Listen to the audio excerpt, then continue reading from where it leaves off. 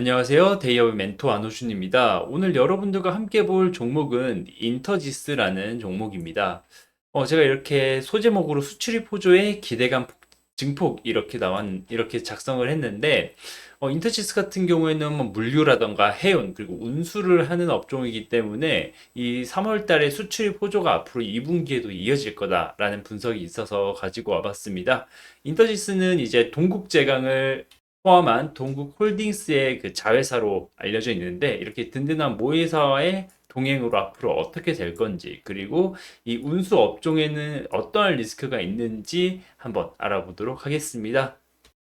인터지스에 대해서 간단하게 살펴보자면, 이 항만 운영을 노하우를 가지고 컨테이너 및 벌크 등 이제 하역하는 항만 사업과 전국 각지의 물류 네트워크를 이용하여 뭐 후판이라던가 형강 그리고 본강 등의 철강 제품 및 수출 컨테이너를 운송하는 운송 사업을 하고 있습니다. 여기서 운송 사업이라는 게 중요하죠. 육상 운송 사업, 그리고 동국제강과 동국CM의 철강 원재료 및 국내 3PL 고객을 대상으로 하는 해상 운수 사업과 포워딩 사업을 하고 있다라고 하고 있습니다.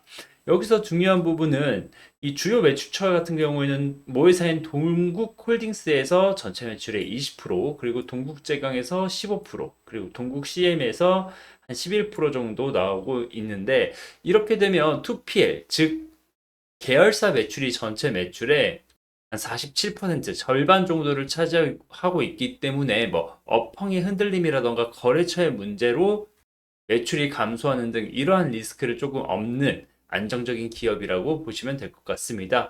그러면 최근 실적을 보자면 23년도 기준에 매출액은 한 6,100억 정도 나왔고요. 영업이익은 230억 정도 나왔습니다.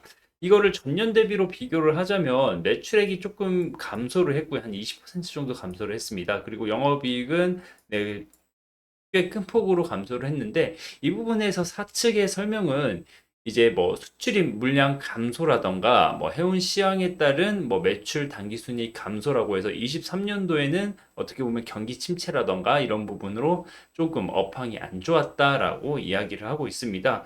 그럼 이 지난 실적을 보자면 뭐 22년, 21년 이 부분은 여러분들도 다 아시다시피 이 코로나가 발생을 하고 물류의 호황이라는 말이 있었던 그런 시절이었기 때문에 이때 그 이 매출액과 영업이익 단에서의 숫자는 어느 정도 서프라이즈다. 어느 정도 그런 효과를 조금 염두를 해두고 볼 필요가 있습니다.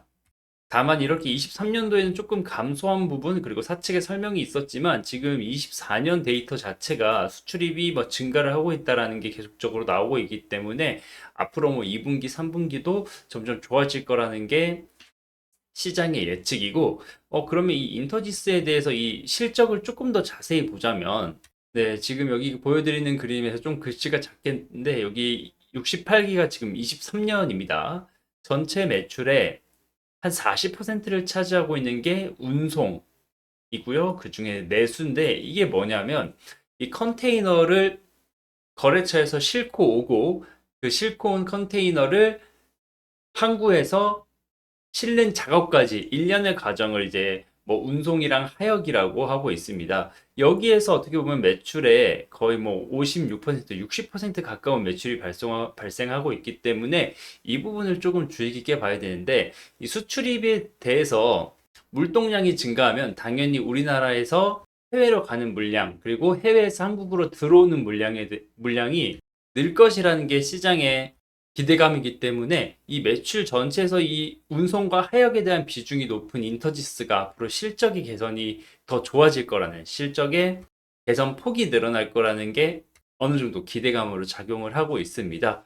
그러면 이 데이터를 한번 보자면 지금 4월 초에 3월 수출이 나왔는데, 전년 대비 수출이 3% 정도 증가를 했고, 이것은 6개월 연속 수출 플러스다라고 이야기를 하고 있습니다. 물론 수입액이 조금 감소한 부분이 있지만, 국내 같은 경우에는 내수 시장이 워낙 어떻게 보면 기업들에 비해 작기 때문에 수출이 굉장히 중요한 경제 파일을 차지하고 있는데 이 부분에서 이 6개월 연속 수출 플러스 그리고 전년 대비 3% 증가 그리고 전월 대비도 증가한 부분이 앞으로 말씀드린 것처럼 2분기에도 수출 호조라고 예상할 수 있는 근거가 되지 않을까라고 생각합니다. 그러면 앞으로 인터지스 이렇게 운수업을 하는 회사들이 계속 좋기만 할 거냐, 리스크는 없냐라고 말씀을 한다면 이 부분을 한번 봐야 되는데요. 지금 제가 영상을 전달드리는 이제 4월 8일 기준으로 지금 WTI가 85달러 선에서 거래가 되고 있습니다. 보통 원활한 글로벌 상황을 얘기할 때 이 어떻게 보면 WTI 국제 유가는 70에서 80달러 선에서 거래되는 게 글로벌 경제에서 어떻게 보면 스탠다드라고 얘기를 하는데 지금은 어떻게 보면 이 유가가 조금 높아져 있는 상황이죠.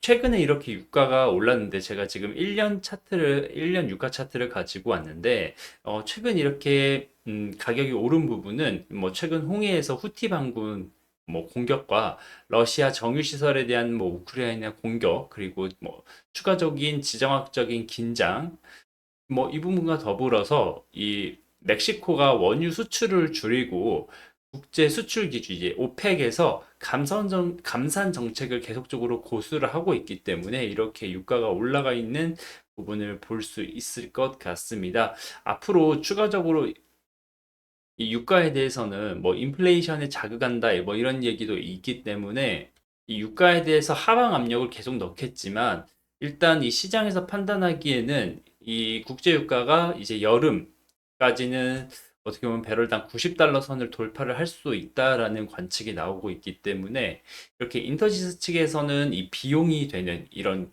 원유 유가에 대해서는 조금 관찰을 하시는 게 도움이 될 것 같습니다. 그러면 이제 차트를 한번 봐야 될 것 같은데, 네, 제가 코로나 이전부터 한 5년 정도의 차트를 가지고 왔습니다.